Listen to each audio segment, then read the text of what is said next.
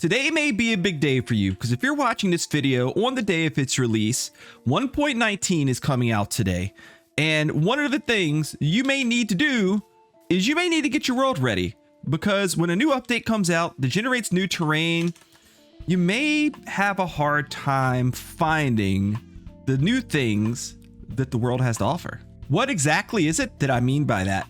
Well, any place that you've visited in your world and you've rendered in, so as far as you can see, that terrain has already been generated. And if that terrain's already been generated, it's possible that when 1.19 comes out, there could be an ancient city underneath the ground right there. Or if I turn off RTX mode and I crank up my render distance here a little bit, actually I don't want to go too far with it. We are loading all of these chunks right now. So if I loaded a swamp area, maybe that could have been a new mangrove swamp. Well, it's not going to be a mangrove swamp if I've already loaded it. So how do you get these areas into your world, especially a world that you've played in for a while? And maybe you've explored a really long ways in every direction, and you want to see the new stuff, right?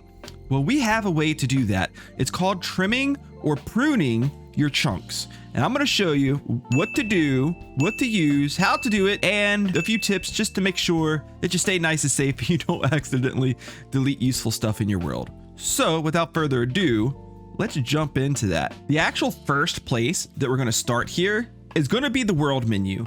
Now, let me pause for a moment by telling you that you can only do this on a PC. So if you play your world on a realm, on a console, on a mobile device, this is not going to work for you unless you have a way to get your world to a PC. Usually the easiest way to do that is to save your world to a realm. I got this one right here that my kids play on. You save your world to a realm, and then you log into that realm on a or into that same account on a PC that is capable of running Minecraft. But you can download the realm to the computer, and then you can follow this process that we're about to go through. And then at the end, you would just go back to the realm and you would upload it back to that realm. So that would be your process on any device that's not a PC. But the first thing I want you to do, once you have the world on your PC, go to the little edit button right there, scroll all the way down to the bottom, copy the world. We're going to work on a copy of the world, and we're going to keep this backup because we want to make sure we don't accidentally delete something that we needed. Maybe you had a bunch of shulker boxes or chests somewhere that you forgot about, or a place that you built a farm that's a little bit further away from your main base. You didn't think about it, and then you went through this process and deleted it, and now it's gone. You're going to want to go back and start over again. So we're going to keep that backup of the world. Once you have this, it's time to download a program called Amulet. We're going to go to a website called amuletmc.com. Upon loading that website, you will select whichever of the options that best fit you, Linux, Mac OS, or Windows. And this will work for Bedrock or Java Edition. It does work for both. And we're going to download the full release. I already have it on my PC, but I'm going to go ahead and I'm going to download it again for you guys anyways. Once you download the full release, it'll save itself for your computer as a zip file. You will then take this Amulet folder and save it to somewhere in your computer. Just extract it to your desktop or wherever it is that you like to store applications or programs on your computer. There is no installer for this. Now here I am in that Amulet folder. I'm going to run down to amulet_app and open this. And this is the main screen for Amulet. We're going to click open world. It will have a place for both Java worlds that you have saved in your PC and Bedrock worlds. So like I said, you can do both. Now Amulet, it has a lot of cool features, including you can convert Bedrock worlds over to a Java world or Java world over to a Bedrock world. And we're going to click here on this copy of the Bedrock guide world. It's going to open it up. Once it's opened up, you can see this right here. This is telling us that we're in it. We're going to go over to the 3D editor on the left because I want to show you what this thing looks like really quick. It actually opens up a 3D rendering of your world based off the world files. It almost looks like you're in game, although I can tell you that you're actually not in the game at all. But it looks like it. It's pretty cool. Now, Amulet, it can do a lot of cool things. You can copy things and move them around and enlarge them and shrink them and delete whole areas or fill a whole big area with stone, cut a big hole in the ground, all sorts of crazy stuff. And I'm sure there's plenty of videos on YouTube for that, but that's not what we're going to be focusing on today. First thing we're going to do is we're going to go up to options here in the top left. We're going to go to options there. We're going to make sure render distance is set to 50, which is the maximum. We want that because it's going to give us the biggest viewing area. We're actually going to leave the 3D editor, and we're going to go down here to the bottom where it says chunk. Once we click on chunk, it actually shows us a top-down view of the world. And right now it sets the default max Y level to 320, and that gives you this kind of funky grid. If you just drop that down by one click to 319, you get an actual view of the world. Now this part can be kind of slow, so it kind of helps to know where the things are that you want to keep or save beforehand. So in this case, I'm going to select everything that I want to keep.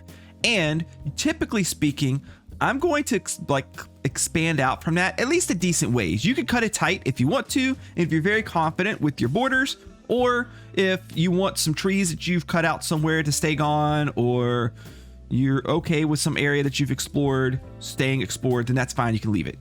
So for me, I know I want to keep this village.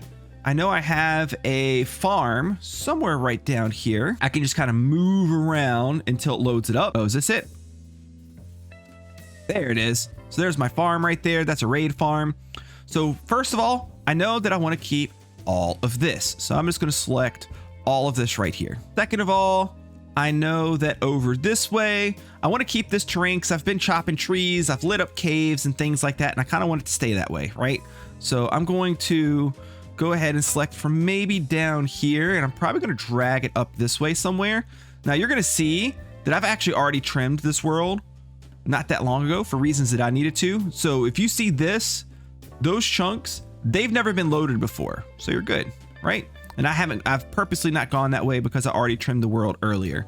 Now I would go ahead, and if I want to keep all of this, I would just kind of drag up through here, select all of it, and then now all of that's going to be saved as well. Now, again, it helps to know where things are in your world. You might want to keep track of coordinates and that sort of thing. If you look up in the top right-hand corner of the screen right here, kind of center-ish, these are the coordinates where the center of your screen are. So if you take coordinates down, write them down of what area in your world you want to save, you can just type them in right here and go straight to it. I didn't do that, but I do know generally where my stuff is. And I do believe I have some farms somewhere right down in here. Yes, there's my general mob farm. There's my gold farm. And somewhere right up in here is my iron farm. Oh, that's it right there. So I know I want to keep that, that, and that. I don't have anything else in this area outside of those things. So I'll just go ahead and I'll drag around these, give myself plenty of buffer room around just in case. And now I have, for me, the areas of my world I want to save. I want to save this. I want to save this, and that's it. Now you can use this in reverse. Say you want to delete the selection, you can click delete chunks and anything you've selected will get deleted. If you want to keep the selection but get rid of everything else, you're going to click delete unselected chunks, and we're going to do that right now. Once you do, you're going to get this message pop up. Do you want to load the original chunk state? Clicking yes will allow you to undo this operation, but the operation will take a while to process. Clicking no will mean the operation cannot be undone. This is a feature they actually added in based off of some of my feedback. They are very responsive. They have their own Discord channel for Amulet too. Make sure you check that out. Go hang out in there, and you could ask for any help in their Discord channel as well. But basically what this is saying is if you hit yes, you can use the undo button here to undo what you just did. If you click no, you cannot undo it. You can still not save the action. So like if I were to hit no here, it performs the action, and then I'm like, oh man, I did the wrong thing. That's okay. I could just X out. It has not changed the world. It does not change the world until we hit this little disc right here. It goes a whole lot faster, especially for larger worlds if you click no. So we're going to go ahead and we're going to click no because we know we do not need to undo this action. As you see, it's running there. It runs pretty quick. Now everything not inside of this area, it's all getting deleted. Those are all fresh chunks. Now you can do this for the other dimensions as well. I can click this and I can go to the end, which I have already trimmed. So you guys are going to see my end has already been trimmed. I need to unselect or deselect this, and that could be a little bit of a pain in the butt. So you're going to have to kind of fiddle around with that. You have to actually go through and select the exact selection that you've already had. But if you wanted to delete all of your chunks in the end, then what you could do is, hold on. There we go. This is the main end island right here. So I could save that by just selecting this, which I've already done in the world. And then I could hit delete unselected chunks, and it will delete the unselected chunks in this dimension. It won't go back and delete them in the other dimension. You do not have to worry about that. It only does it in the dimension that you're in. So I could do that. In this case, I don't have to because I've already done that. And then also you could do the same thing in the nether. The nether's a little bit trickier to do. First of all, you're probably going to want to change your max Y level to something around like, I don't know, 80 or so. That way you can get some type of look at the nether, and you kind of have to zoom in a little bit more to see things. But in the nether, I would just take note of what coordinates that you have and are using. Like for right here, I think this is my blaze farm that I've built. So I would maybe want to keep probably everything in a decent area of here. So I could select something like this. If I know I don't have anything else outside of that, I can hit delete unselected chunks, hit no. It's going to delete everything except for that. And then bam, now my world has been pruned. So to finish up, we can go ahead and we can hit the save changes button right here. It will actually save everything to the copy of the world that we've already opened up. Once that is done, you can reopen Minecraft. And the very first thing I recommend you do before you do anything else is travel. After 1.19 comes out, you don't want to travel before 1.19 comes out, because if you do that, you're going to load these chunks again and you're not going to get the new stuff, right? But go ahead, go to that copy of the world that you did, and then travel to each location there to make sure that everything is where you left it. Make sure you didn't delete everything. Our awesome looking home base on Bedrock Guide Empires at War is still here.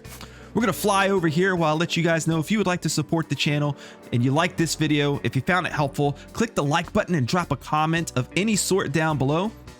Any comment you leave tremendously helps the channel.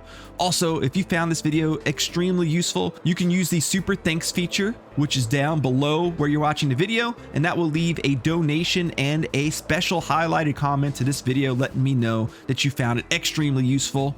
As you can see, Iron Farm is there, Mob Farm is there, the Gold Farm is there. So I know that everything that I cared about saving in my overworld is all good. Make sure you travel to each of your locations to make sure they are still there. Once they are, you know that you don't need that old copy that we went to before. You can keep it back there just in case there's something troubling that you notice. But otherwise, you've confirmed that your deletion of the extra chunks has completed. So if you were just here for how to delete the chunks in your world, I hope this helped you out. This is the Bedrock Guide series. The Bedrock Guide series helps guide you through the game of Bedrock, and we go over all sorts of things, big and small. So make sure you check out the series. I've also combined it with my what used to be Survival Empire series. Now the series is known as Bedrock Guide Empires at War.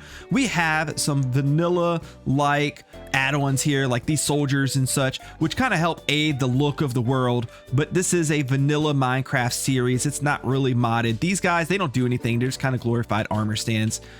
They can't attack, they can't move, they can't be interacted with in any way. Wilson here, Wilson, he was literally just a farmer like yesterday when I was playing. Wilson, you need to make up your mind, dude. But this is a world where we're building up a really cool set of empires that are going to go to war with each other. We're going to have staged battles. We're going to build a battlefield with all sorts of cool like siege equipment. It's going to be really awesome. Make sure you join me here on the Bedrock Guide series. Like the channel, subscribe, add it to your favorites list, turn on that bell notification that lets you know every time I go live. I do stream here on YouTube as well. Let you know every time I go live, let you know every time a video comes out. And otherwise, I really hope you found this video useful. Thank you for watching. I appreciate all of you, and I'll see you in the next one. Bye.